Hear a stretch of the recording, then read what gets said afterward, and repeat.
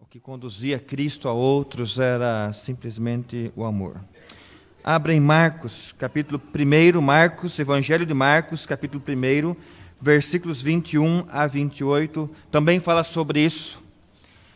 Quando Jesus se aproxima de um homem por amor.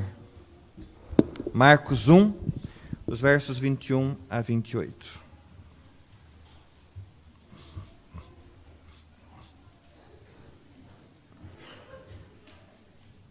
Marcos, capítulo 1, versos 21 a 28. Eu farei a leitura da palavra do Senhor na minha versão. Você acompanha, por favor, na sua Bíblia. Diz assim a palavra de Deus: Eles entraram em Cafarnaum, e chegando o sábado, ele foi à sinagoga e começou a ensinar, e todos se maravilharam com o seu ensino, porque os ensinava como quem tem autoridade, e não como os escribas. 23. Havia na sinagoga um homem possesso de um espírito impuro, que gritou: Que temos nós contigo, Jesus Nazareno? Vieste para destruir-nos? Sei que tu és o Santo de Deus. Mas o repreendeu, dizendo: Cala-te e sai dele. Então o espírito impuro o agitou, causando-lhe convulsões, e gritando saiu dele. E todos se maravilharam, a ponto de perguntarem entre si: O que é isto? Um novo ensino com autoridade, pois ele ordena aos espíritos impuros e eles lhe obedecem. Versículo 28. E logo sua fama se espalhou por toda a região da Galileia. Igreja, nós vemos aqui, o que nos chama atenção aqui é essa manifestação, alguém que está endemoniado dentro da sinagoga, espírito impuro. E é interessante, os irmãos notaram no verso 24, a declaração do demônio: Tu és o santo, tu és o santo de Deus. Mas antes disso, igreja, vamos a algumas considerações sobre o texto nessa manhã. Nos versos 21 e 22, aqui diz que eles entraram em Cafarnaum. É interessante essa questão de Jesus ensinar nas sinagogas. Como o templo de Jerusalém era longe de algumas cidades, boa parte dos judeus, irmãos, tinha um hábito, tinha um costume, aliás, tinham dificuldades de visitar Jerusalém. Era o local apropriado, o templo seria lá o local apropriado. Mas como muitos tinham dificuldades de ir para lá, eles se encontravam em outros lugares, o que nós chamaríamos de congregações, sinagogas, para que eles pudessem ter um local para adoração, para ensino da palavra, no caso, Escrituras, o Antigo Testamento. E é interessante que a partir da época de Esdras, isso por volta do ano 450 a.C., era apenas necessário um grupo de 10 famílias para se reunirem para fundar uma sinagoga. Então tinha assim, 10 famílias de judeus, podem montar uma sinagoga. Era a recomendação. A partir de 10 já podiam se reunir num local, abrir uma sinagoga para eles prestarem adoração a Deus e estudarem as Escrituras. Nesse local, onde nós encontramos a palavra sinagoga, um local de reunião, toda semana, durante a semana, os meninos judeus, as crianças, recebiam os ensinamentos do Antigo Testamento. Aí você pergunta: pastor, mas e as meninas? Não, elas eram proibidas de participar das reuniões. Era algo só reservado aos garotos, aos meninos. Então, a cada sábado, o dia sagrado para o judeu, os homens judeus se reuniam para ouvir lições acerca das Escrituras, da palavra, ministradas por um rabino. Era alguém lá que ensinava essas pessoas, ou compartilhava. E como não havia um rabino permanente, um líder permanente, era comum, e até inclusive a tradição mandava que o líder da sinagoga convidasse alguém para pregar ali, para ensinar a palavra. Como a gente faz, às vezes chama alguém de fora para algum culto especial, para trazer a mensagem. É interessante que esse líder da sinagoga poderia chamar alguém de fora para trazer o ensino, para ensinar, algum visitante. Então, igreja, essa é a razão porque Jesus muitas vezes foi convidado para pregar, para ensinar na sinagoga. Porque o líder da sinagoga convidava. E igreja, vamos ter conosco aqui, muito provavelmente a semelhança dessa sinagoga, elas não foram mais as mesmas depois da presença de Jesus. Não foram mais as mesmas. E qual que é a motivação do líder da sinagoga convidar Jesus? Talvez até terem algumas coisas confrontadas entre eles. O verso 22 diz que Jesus ensinava como? Como quem tem autoridade. Então a forma de Jesus ensinar, falar, eu queria tanto ouvir, sabe? Talvez os irmãos gostariam de ouvir como que era a ministração de Jesus, a fala dele. Talvez é incomparável com qualquer outra pessoa no mundo de boa oratória, porque ele falava como quem tem autoridade, não como os escribas. É interessante que essa expressão, como quem tem autoridade, na época, os escribas, eles ensinavam até bem, mas sabe qual que é a diferença? Eles tinham costume de citar, por exemplo, o nome de algum outro rabino. Então, eles tinham o costume de falar assim, olha, o rabi fulano disse assim. Eles falavam aquilo que os outros já tinham dito. E quando Jesus ensinava, é interessante que o pastor Luiz Saião trabalha bem esse assunto, quando Jesus ensinava, percebia-se uma consciência profunda da autoridade recebida diretamente de Deus. Como era isso, pastor? Eu não sei. Mas era algo... Quando Jesus falava, algo queimava dentro deles. Aquilo incomodava de tal forma. Eles entendiam que a autoridade com a qual Jesus ensinava vinha da parte do Senhor, não era como os escribas. Então eu tenho comigo que Jesus tinha muitos convites para pregar nas sinagogas. Pelo menos durante um tempo do seu ministério, um período. E o texto diz aqui que essa sinagoga se encontrava onde? Em que cidade? Cafarnaum. Jesus ele havia recentemente mudado de Nazaré para Cafarnaum. Tem essa passagem bíblica lá em Mateus 4, não precisamos abrir agora. Então essa era uma cidade bem próspera. Tinha um poder social melhor. Possuía riquezas. Mas também em Cafarnaum haviam muitos pecados, decadência da moral, era nítida na vida das pessoas. Então, historiadores dizem que nessa época, Cafarnaum, ao mesmo tempo que tinha riquezas e um poder econômico bom, a moralidade, a decadência, os pecados eram nítidos, como as pessoas estavam seguindo já o seu próprio prazer em vez da palavra do Senhor. Igreja, quando nós olhamos para esse texto, o versículo 21, e a forma como Jesus ensinava com autoridade, eu ainda quero me declinar a essa palavra que ele começou a ensinar na sinagoga. Eu queria já trazer uma lição para nós nessa manhã. E a primeira lição que nós temos é que Jesus ensina. Jesus ensina. Agora uma pergunta para mim e para você. Qual é a sua disponibilidade em aprender de Jesus? Porque ele ensina, isso é fato. A palavra nos ensina. Mas, raciocine agora, meu coração é um coração que apresenta disponibilidade ao ensino de Cristo. Eu entendo, Werner, você coloca o seu nome, eu entendo que os ensinos de Cristo têm autoridade sobre a minha vida, ou é apenas mais, isso aí não é tão relevante, isso não é tão importante.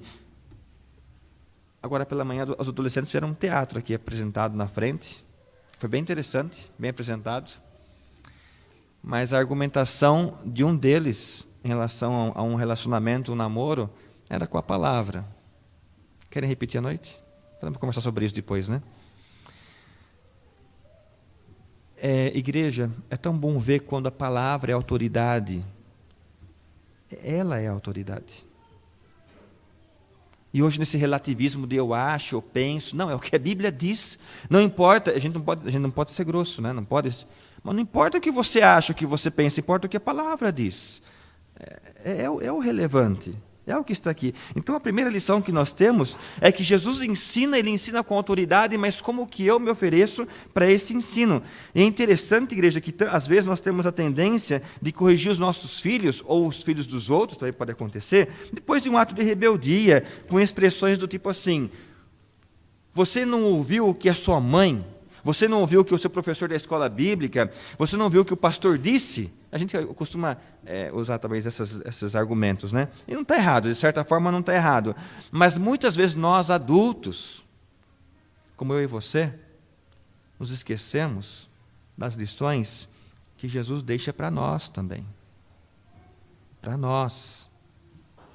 Então Cristo ensina e procura corações dispostos para aprender. E eu creio que nessa manhã, eu e você podemos dizer o seguinte: Senhor Jesus, vem ensinar em meu coração. Vem ensinar ao meu coração. E que eu seja um bom aluno. Que eu seja um bom aluno. Nos versos 23 a 26, aparece a figura de um homem aí, né? A minha versão diz que era um homem possesso de um espírito impuro. Está assim na sua Bíblia? Imundo. E esse espírito sabia quem é que estava falando e qual a sua missão.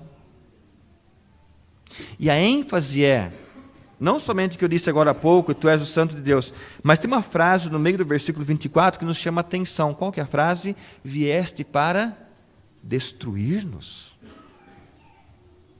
Irmãos, essa é a autoridade de Jesus em relação ao mal.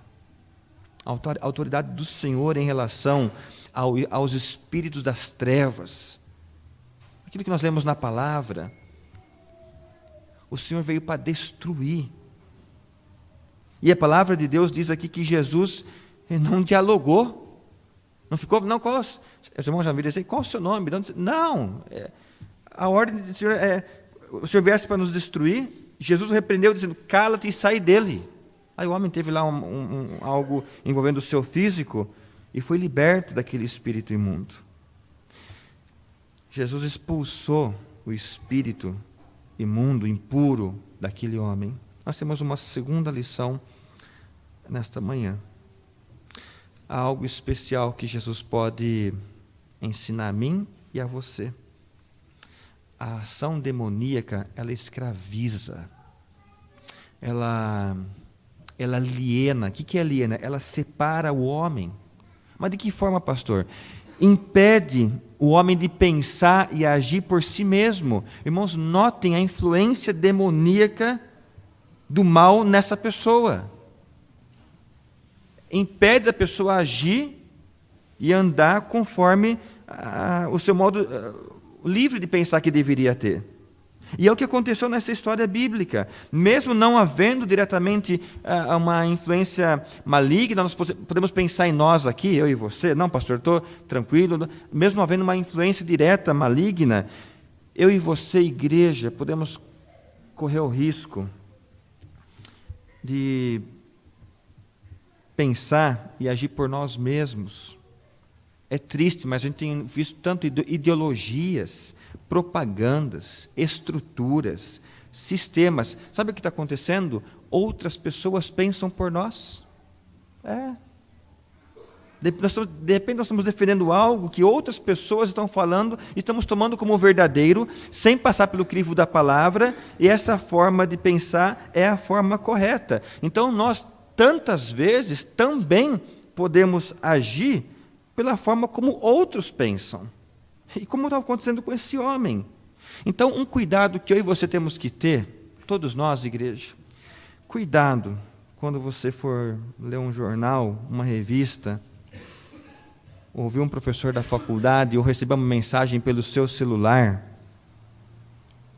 ou simplesmente você ouvir o coração, que é enganoso, que isso é perigoso. Cuidado para que você não venha a se inclinar e ouvir mais essas pessoas, essas mensagens, do que a pessoa de Cristo. Há uma tendência em mim e em você, em a gente lançar créditos a bons argumentos, ou do que nós achamos ser correto, ser certo, e não passarmos pelo crivo da palavra do Senhor. Eu e você podemos não ser esse homem influenciado por um espírito imundo. Mas tantas coisas estão nos influenciando que não as palavras do Senhor. Não as palavras do Senhor. Igreja, é interessante, o primeiro milagre de Jesus é fazer, aqui nesse contexto, é fazer o homem voltar à consciência e liberdade, aqui em relação à vida desse homem. Só assim esse homem podia seguir Jesus. Os irmãos notaram? A primeira ação do Senhor em relação a esse homem aqui, que está possesso de um espírito imundo, é fazer ele voltar à consciência, voltar à liberdade. Só através de uma consciência livre diante do Senhor, só através da liberdade, ele poderia seguir a Cristo. Então, se você tem conceitos aqui nessa manhã, e que talvez não sejam bons, peça para o Senhor tirá-los do seu coração. Talvez tem coisas no seu coração as quais está te aprisionando.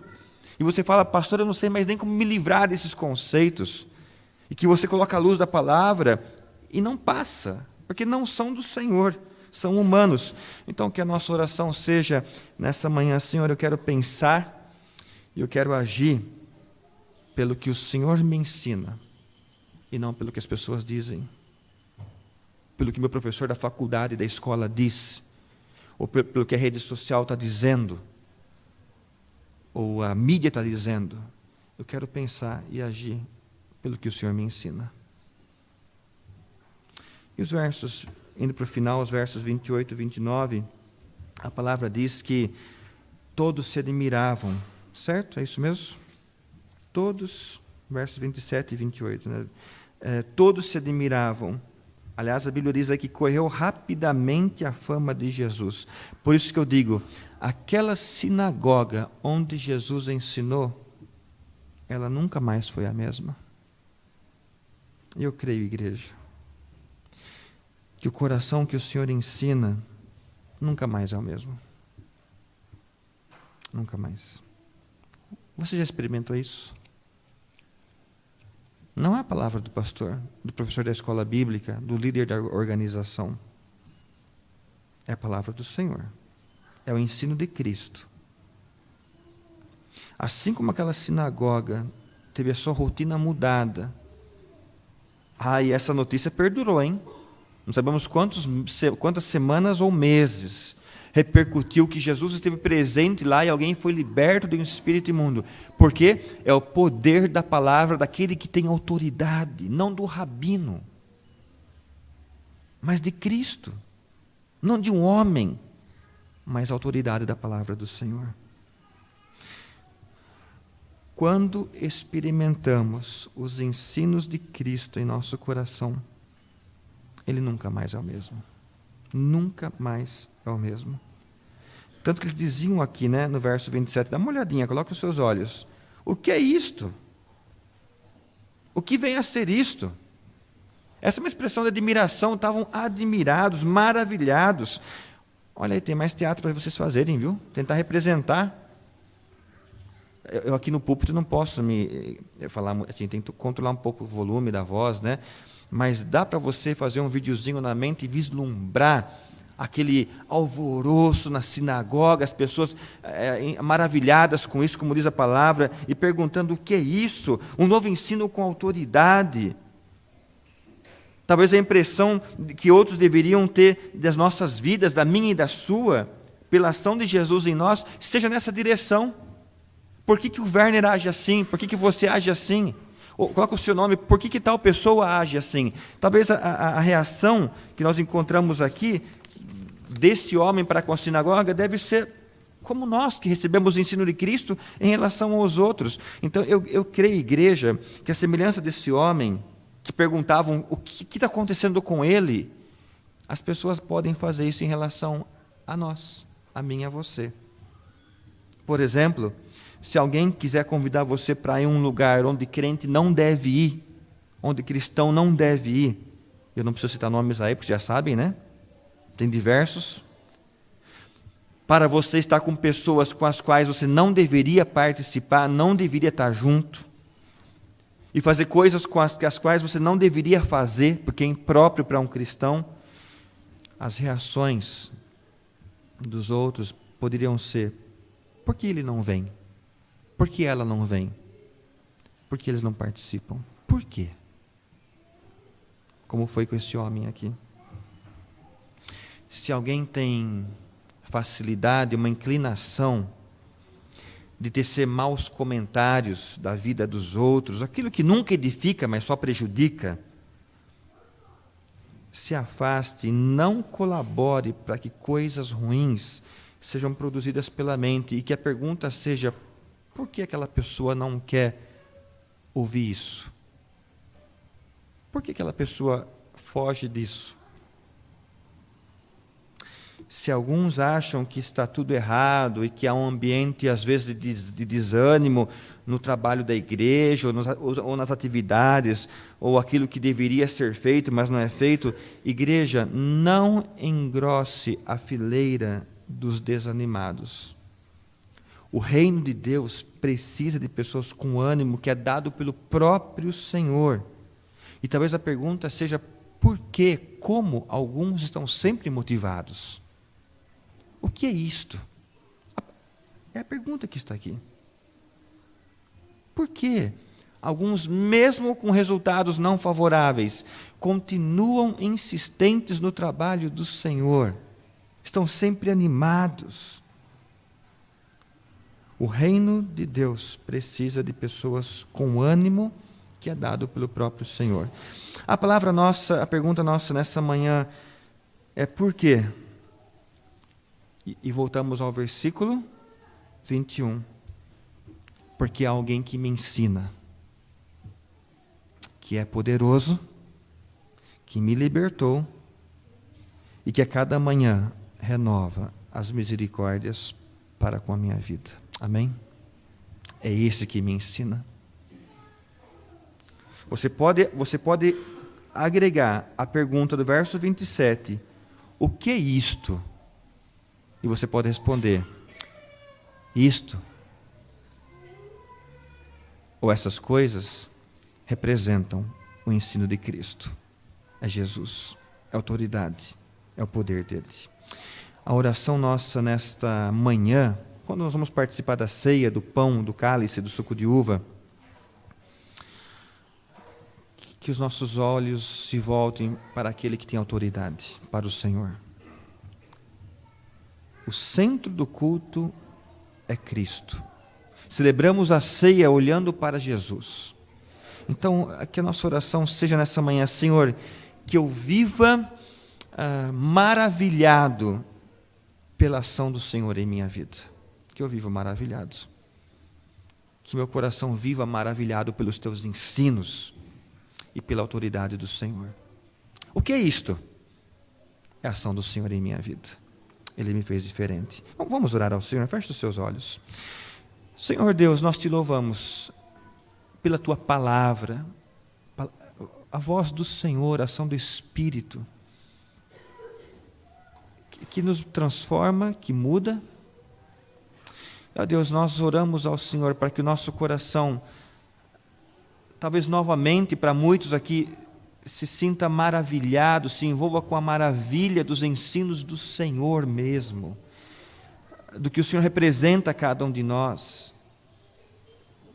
a ponto das pessoas estarem à volta e fugirmos do pecado e perguntarem: o que é isto? Mas que o nosso coração demonstre que isto são os ensinos do Senhor em nossas vidas, é a palavra do Senhor, os mandamentos do Senhor, estatutos do Senhor, a direção do Senhor sobre nós. Desperta-nos, ó Deus, para ouvirmos a tua palavra, não de voz humana, que é falha e limitada, falível, mas ajuda-nos a ouvir a voz do Senhor como aquele que tem autoridade. Como aquele que tem autoridade. E que o Senhor, nessa manhã, também manifeste essa autoridade sobre os nossos corações, para a honra e glória do Senhor. Que o Senhor cresça e cada um de nós possamos nos diminuir perante o Senhor, ó Deus, mais de Ti em nossas vidas. Louvado seja o Senhor pelo poder e pela autoridade da palavra do Senhor sobre nós.